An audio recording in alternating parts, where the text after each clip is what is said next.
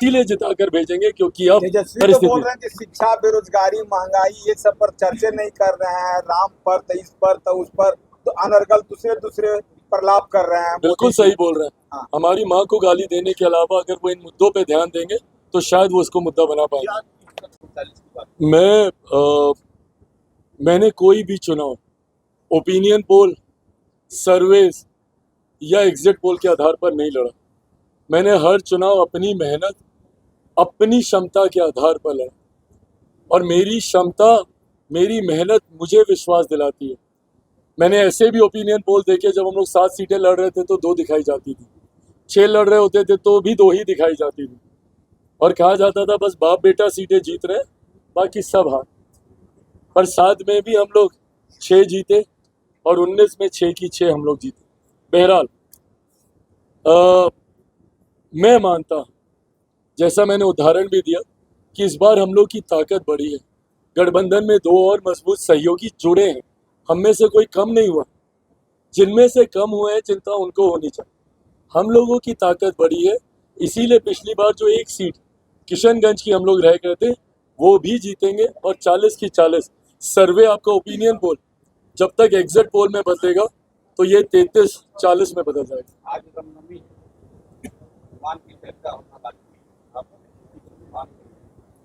तेजस्वी ने बयान दिया था कुछ दिनों पहले जम्मू में, ये हनुमान को है जो हनुमान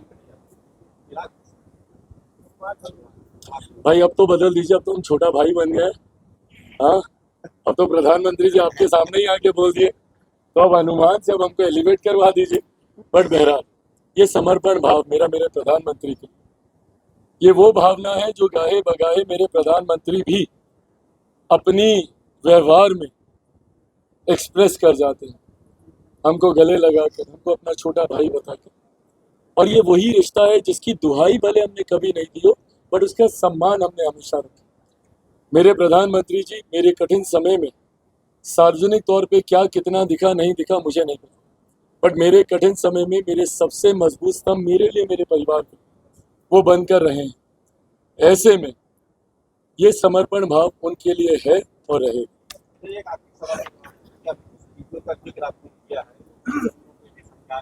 क्या माना जाए कि मौन सहमति नहीं होती तो मैंने तो कहा ना, मेरे सामने कोई अगर आदरणीय राबड़ी देवी जी, मेरी बहनों में से किसी को, मीसा दी हो, जो भी हो, अगर वो चुनाव लड़ रही है, मतलब जो भी सार्वजनिक जीवन में है, रोहिणी चुनाव लड़ रही है सार्वजनिक जीवन में जो, या नहीं भी है, अगर उनके बारे में कोई ऐसा कहता तो मैं बर्दाश्त नहीं, मैं कतई नहीं बर्दाश्त करता। राजनीति सब एक तरफ है, जो व्यक्ति अपने परिवार के सम्मान की ही रक्षा नहीं कर पाए तो वो लोकसभा की, अपने क्षेत्रवासियों की क्या रक्षा करेगा। जो महिलाओं का ही नहीं सम्मान कर पाए तो वो अपने क्षेत्र की महिला, अपने प्रदेश की महिलाओं का क्या सम्मान। तो मैं कम से कम खामोश नहीं। धन्यवाद। चिराग जी, एक बात है, अभी जो आप बता रहे हैं कि बिहार से 40 के 40 सीट का दम उभर रहे हैं, बिहार तो अभी भी पिछड़ा इलाका है। बिहार के लिए तो एनडीए सरकार कोई विशेष पैकेज दी नहीं, तो इस बार के लिए क्या विशेष पैकेज रहेगा, नहीं रहेगा? बिहार का पिछड़ापन कैसे दूर होगा? जैसा 40 सीट लेने का दम उभर रहा है। जैसा मैंने कहा कि इस बार बल इस बात से मिलता है क्योंकि एक लंबे समय के बाद बिहार को डबल इंजन की सरकार मिली। बिहार के पिछड़ेपन का बहुत बड़ा कारण विरोधाभास की सरकारें भी रही। एक लंबा समय, ऑन अ स्ट्रेच 27 सालों का ऐसा समय था जहां पे सिर्फ विरोधाभास की सरकार, मतलब जब बिहार में एनडीए की सरकार थी तो केंद्र में यूपीए की सरकार थी। जैसे ही केंद्र में एनडीए की सरकार बनी तो बिहार में महागठबंधन की सरकार आ गई। तो एक लंबा समय हम लोगों ने सिर्फ विरोधाभास की सरकारों को देखा। इसका नुकसान क्या होता है? नुकसान ये कि केंद्र की योजनाएं राज्य सरकार की वजह से धरातल पर नहीं उतर पाती, राज्य सरकार की परियोजनाओं को केंद्र सरकार से स्वीकृति नहीं मिलती। इसका एक खूबसूरत उदाहरण उत्तर प्रदेश देख लीजिए। जब से वहां पे डबल इंजन की सरकार है, किस तीव्र गति से वो राज्य विकास कर रहा है और बार बार हर मंच से इसीलिए प्रधानमंत्री डबल इंजन की सरकार का जिक्र करते हैं।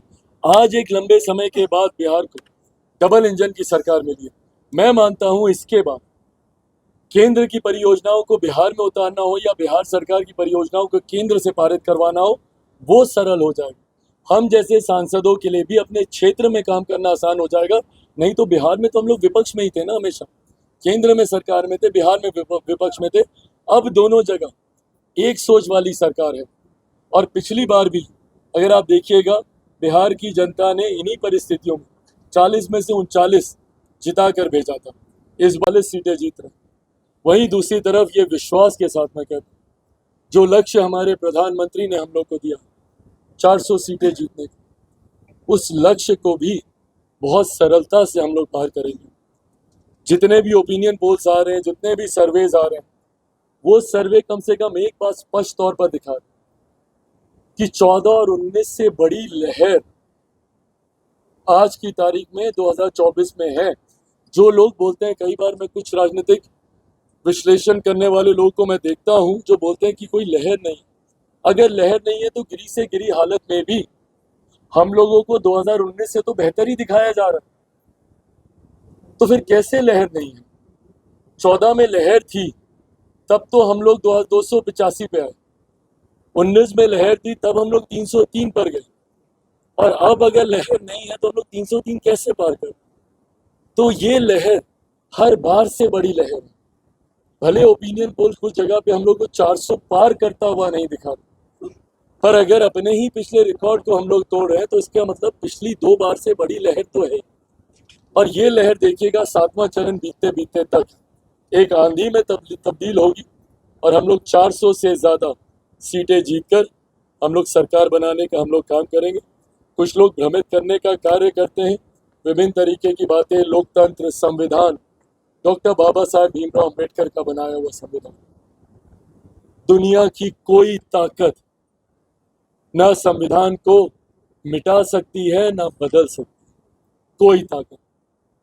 और जब तक रामविलास पासवान जी जैसे पहरेदार वहां पर थे, बड़ी से बड़ी आंधियां आई पर हम लोगों ने आंच नहीं आई।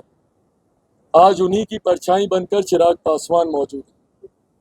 दुनिया की कोई ताकत चिराग पासवान के रहते हुए ना संविधान, ना आरक्षण, ना लोकतंत्र। और जब ये लोग लोकतंत्र की हत्या और फलाना ढिमकाना बातें करते हैं, हंसी आती है। जिन लोगों ने आपातकाल लगाने का काम किया वो लोग लोकतंत्र के संरक्षक बनेंगे। जो लोग आज जिनकी गोद में बैठे इंडी अलायंस बना रहे, कौन है ये लोग? ये वही लोग हैं जो जेपी के आंदोलन में अपने आप को जेपी का अनुयायी बताते नहीं थकते। राजद के तमाम वरिष्ठ नेता कि हम छात्र आंदोलन से निकले हुए हैं, तो हम फलाना का प्रोडक्ट हैं, तो हम धमकाना का प्रोडक्ट हैं, तो जेपी के साथ हम ये किए, तो जेपी के साथ हम वो किए। आज वही लोग कांग्रेस के साथ गठबंधन में है। ये वही कांग्रेस है जिसके खिलाफ संपूर्ण क्रांति का आह्वान जयप्रकाश जी ने किया था। ये वही कांग्रेस की सरकार है जिनके साथ ये लोग कदम ताल मिलाने का ये लोग प्रयास कर रहे हैं। जो लोग बोलते हैं लोकतंत्र खतरे में है, वो लोग भूल जाते हैं कि उन्होंने अपने परिवार के बच्चों का नाम उसी आपातकाल के नाम पर रखा था। उसी वक्त जो धाराएं लगाई गई थी उसी के नाम पर उन्होंने अपने परिवार के बच्चों का नाम रखा। और आज उन्हीं के साथ गठबंधन बनाकर विकसित देश की ये लोग कल्पना कर, तो ये विरोधाभास है जो आने वाले समय में परिणाम में भी देखने को मिलेगा। पहले चरण में 4 की 4 जून को 40 की 40 और 400 पार के साथ हम लोग बैठे होंगे, ये विश्वास के साथ। फिलहाल एक सर्वे आया